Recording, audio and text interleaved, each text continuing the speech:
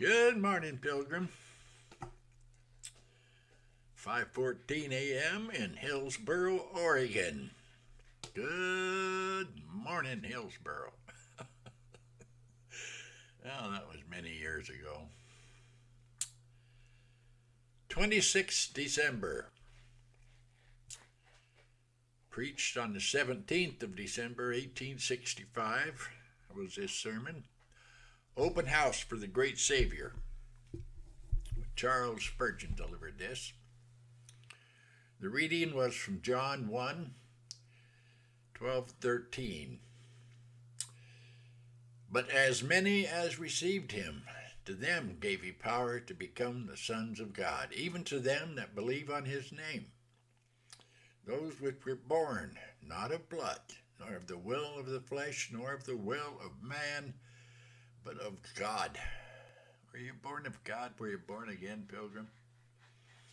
I pray you were.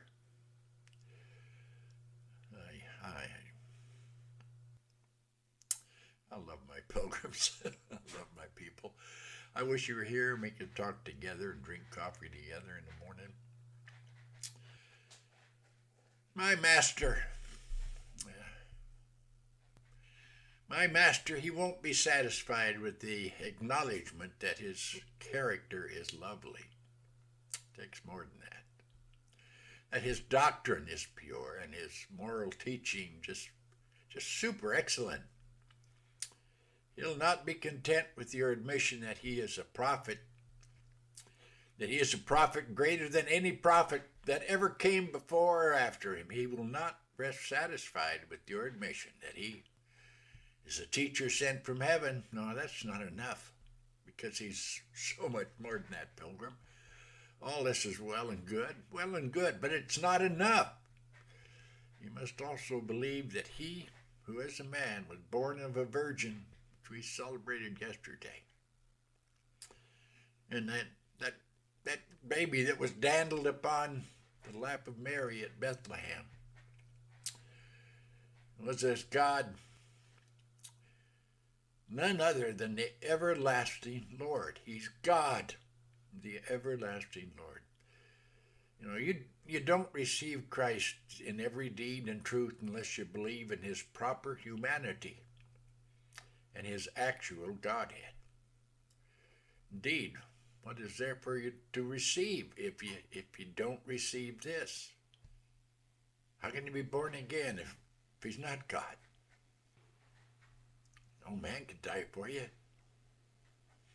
No, a Savior who is not divine can be no Savior at all. How can a mere man, however eminent, however great he is, however wonderful he is, deliver his fellows from sins such as yours and mine, piled up like mountains high through the centuries? How can he bear the burden of our guilt any more than he can ourselves bear it? Now, if there be no more about him than about any other really, really wonderfully virtuous man,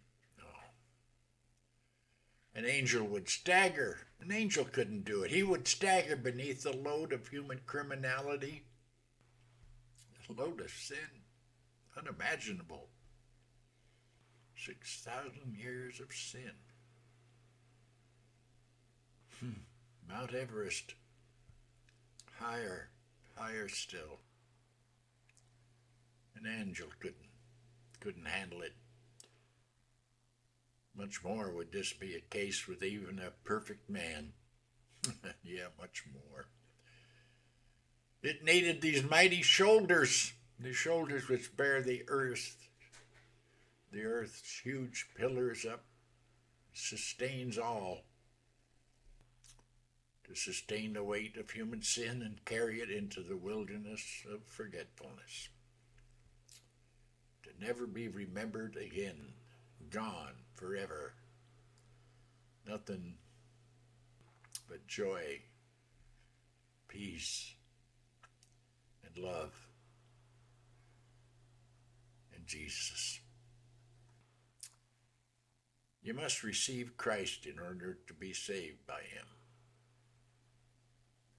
To receive him, you must know who he is in truth, man and God.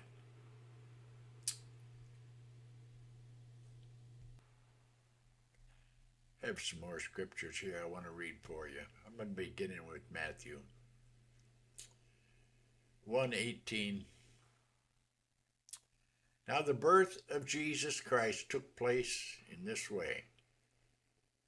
When his mother Mary had been betrothed to Joseph, before they came together, she was found to be with child from the Holy Spirit. 20.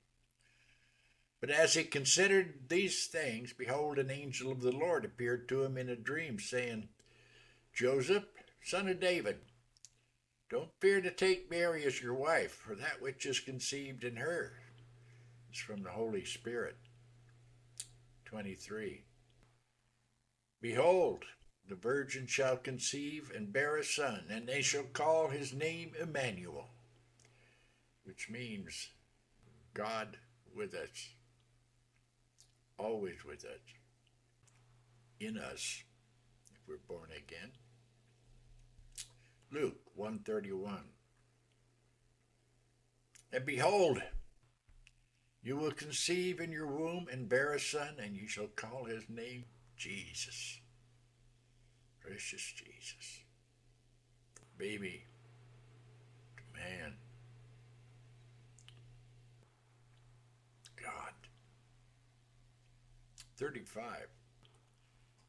And the angel answered her, the Holy Spirit will come upon you, and the power of the Most High will overshadow you. Therefore the child to be born will be called Holy, the Son of God, the very Son of God, given up for us. Matthew 22:42. What do you think about the Christ? Whose son is he? They said to him, the son of David. John 1:1 and 2. In the beginning was the Word, and the Word was with God, and the Word was God. He was in the beginning with God.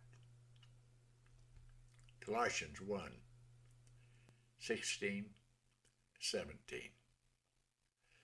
For by him all things were created, in heaven and on earth, visible and invisible, whether thrones or dominions, or rules or authorities. All things were created through him and for him. He is before all things, and in him all things hold together. Without him, I'd fall apart. I don't know about you folks, but I'd fall apart. 1 Peter 1:18-20. Knowing that you were ransomed from the futile ways inherited from your forefathers, not with perishable things such as silver or gold, but with the precious blood of Christ, like that of a lamb without blemish or spot. Only perfection could destroy corruption. He was foreknown before the foundation of the world, but was made manifest in the last times for the sake of you. For your sake, Pilgrim. For your sake, folks. Every one of you. Well, think on these things. Read your Bible daily. Pray often. If you're like me, you sort of pray always. You sort of pray always. Well, God bless, Pilgrim. Have a blessed, blessed, blessed day.